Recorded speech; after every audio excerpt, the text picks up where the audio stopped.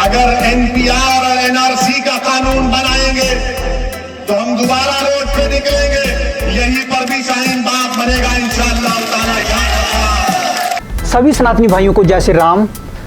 मैं हूं राकेश शर्मा और आप देख रहे हैं सनातन थाउट। मेरे बहुत से सनातनी भाई ये सोचते हैं कि भारत जो है एक हिंदू राष्ट्र होना चाहिए, भारत को हिंदू राष्ट्र घोषित कर देना चाहिए। लेकिन भारत को हिंदू राष्ट्र घोषित करना क्या आसान है? क्योंकि यहाँ पे यूनिफॉर्म सिविल कोड लाना भी बेहद मुश्किल है। All India Muslim personal law board की बैठक हुई, उसमें ये निर्णय लिया गया कि हम किसी भी यूनिफॉर्म सिविल कोड को नहीं मानेंगे। उन्होंने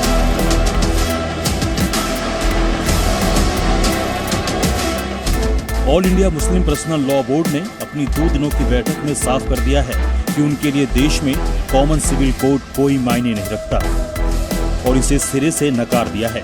इतना ही नहीं, पर्सनल लॉ बोर्ड किसी भी तरह के प्रत्यक्ष या परोक्ष बदलाव स्वीकार नहीं करेगा।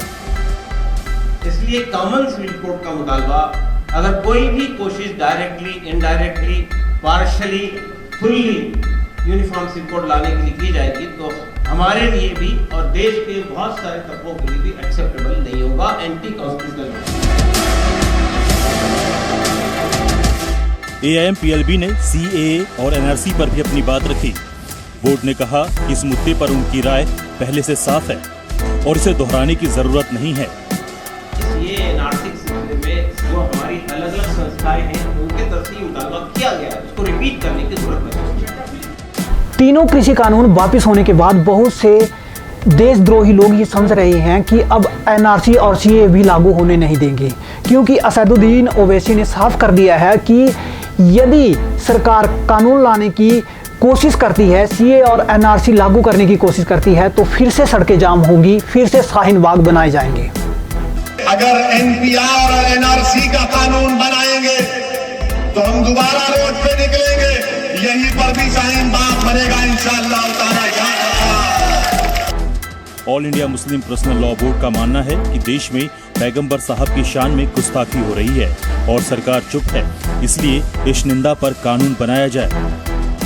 इस्लाम के जो पैगंबर है, जो आखिरी पैगंबर है हजरत मोहम्मद सल्लल्लाहु अलैहि वसल्लम, उनकी शान में गुस्ताखियाँ हो रही हैं। बहुत ही अशब्द उनके बारे में कहे जा रहे हैं, अपशब्द उनके बारे में कहे जा रहे हैं। और मुझे अफसोस के साथ ये कहना पड़ता है कि हमारी देश की जो गवर्नमेंट है, हमारी जो सरकार है, वो इस पर कुछ कार्रवाई नहीं कर रही। जब तक जाति पाति को भूलकर हिंदू एकजुट नहीं हो जाता, तब तक हिंदू राष्ट्र की कल्पना करना इतना आसान नहीं है।